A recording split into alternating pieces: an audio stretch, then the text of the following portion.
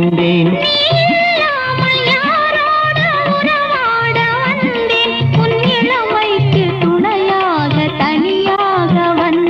நான் மலரோடு தனியாக ஏன் இங்கு நின்றேன்? என் மகாராணி உன்னை காண ஓடோடி வந்தேன்.